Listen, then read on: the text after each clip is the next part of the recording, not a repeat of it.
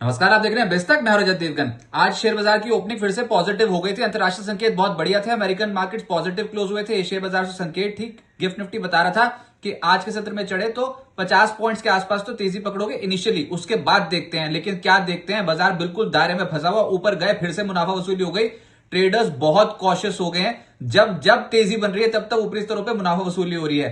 फिर बाजार बिखर गया, मतलब चढ़ने वाले गिरने वाले बराबर बराबर नजर आएंगे आपको। और कहीं जाने का मूड नहीं था। आज वैसे भी सेंसेक्स की मंथली एक्सपायरी कटनी थी तो बाजार पे उसका प्रेशर अलग से। अब हुआ ये कि आज 25,556 के लेवल पे निफ्टी ओपन हुआ, तेजी पकड़ी तो 25,572 तक की थी। और उसके बाद फिर मुनाफा वसूली जो हावी हुई, दे दनादन बिकवाली 25,400 तक के लेवल्स का लो लगाया है आज। और जो क्लोजिंग आई है वो है 25,496। 14 points positive close to close बंद हुए हो, लेकिन दो तरफा चाल बनी है मार्केट में। निफ्टी बैंक 144 अंकों के उछाल के साथ 61,187 के लेवल पे हुआ है बंद। और सेंसेक्स 27 अंक गिरकर 82,248 के लेवल पे हुआ है बंद। कुछ नहीं हो पाया मार्केट से। 26 शेयर निफ्टी के चढ़ गए, 24 गिर गए। ब्रॉडर मार्केट्स पे 1,686 शेयर चढ़ गए, उसके मुकाबले 1,456 शेयर गिरे हैं। लेकिन अगर आप निफ्टी के टॉप गेनर्स पे देखोगे तो सबसे ऊपर नजर आएगा आपको Tata motor passenger vehicle auto stocks. आज के सत्र में अट्रैक्टिव बाय थी, जिसमें टाटा मोटर पैसेंजर व्हीकल और आयशर मोटर्स, ये दो स्टॉक्स निफ्टी के टॉप गेनर्स की सूची में आए हुए हैं। लगभग 0.25% से 3% की तेजी।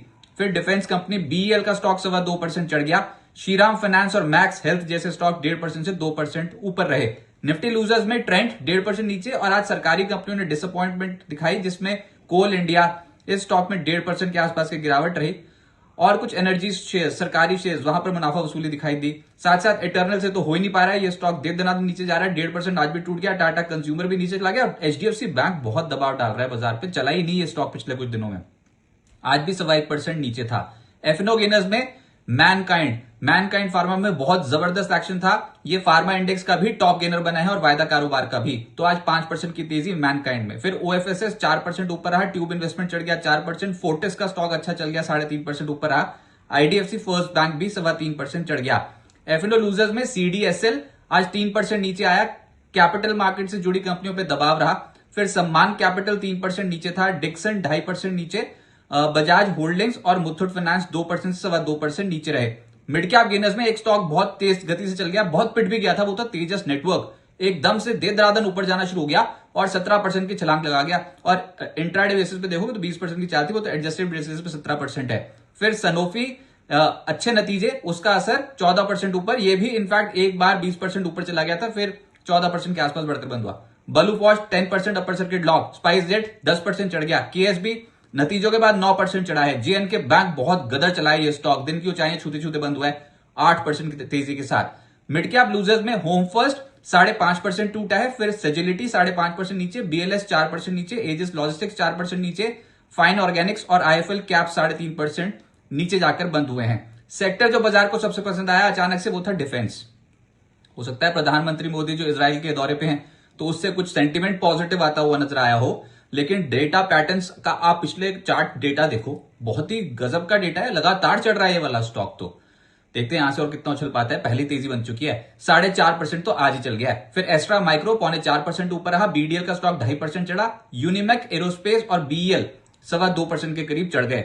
फार्मा, हेल्थ केयर स्पेस, सबसे तगड़ी खरीदारी से में सिस्टम पे दिखाई देती है फार्मा और हेल्थ केयर स्पेस में। मैनकाइंड फार्मा 6% ऊपर, पिछले कुछ 2 दिनों में बहुत ही तेज गति से ऊपर आ गया ये स्टॉक।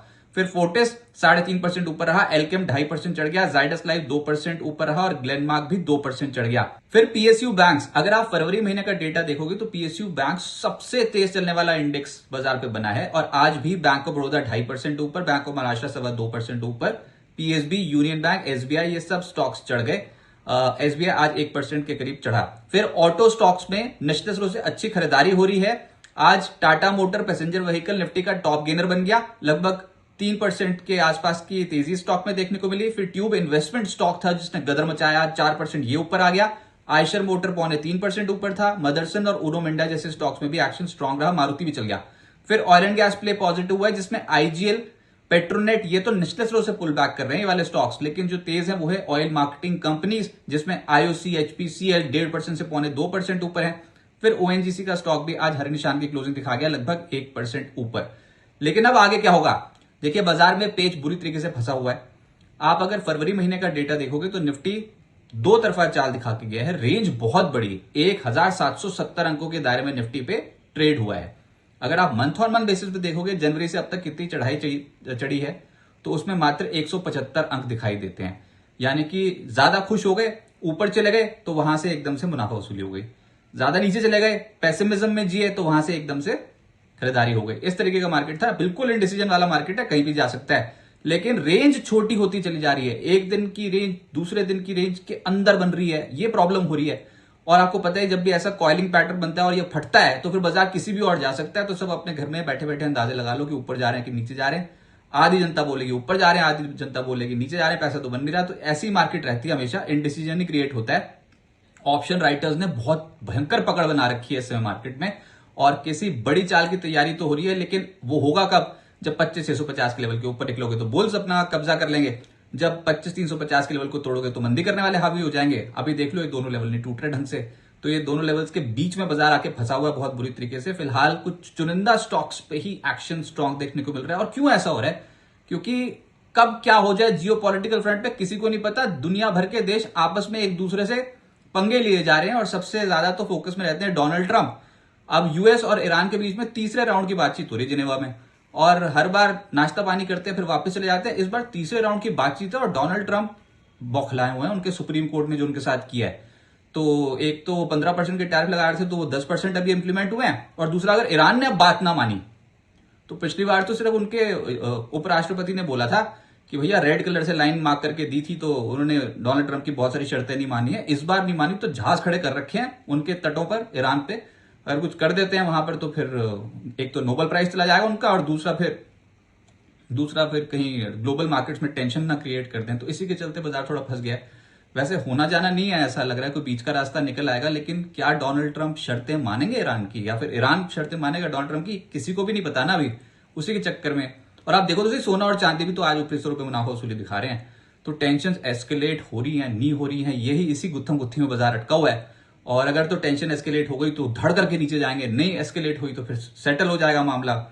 डोनाल्ड ट्रंप के मूड को देखना होगा, मोटी मोटी बात है। और वो टैरिफ्स जो लगाना चाहते हैं उस पर क्या हमारे ऊपर कितने लग रहे हैं कितने नहीं, वो भी अगर बता दे तो बहुत बड़ी बात। अभी तो प्रधानमंत्री मोदी जी इजराइल पे हैं, तो इसलिए ही ये हो सकता है आज डिफेंस वगैरह कंपनियों में कुछ खरीदारी होती हुई नजर आई हो। और हाँ, ये हेल्थ केयर स्पेस में बड़ी कदर खरीदारी हो रही है भाई।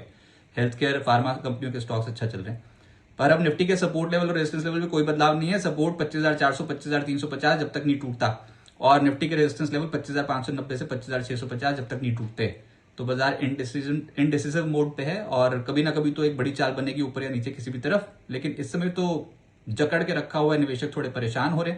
तो किसी बड़ी चाल की तैयारी तो है। मूव ऊपर आएगा या नीचे, आप कमेंट सेक्शन में लिख दो आपको क्या इस समय अंदाजा लग रहा है। लेकिन वाकई पैसा बनाना बहुत मुश्किल है। Buy on dips, sell on rise, इस तरीके की मार्केट देखने को मिल रही है।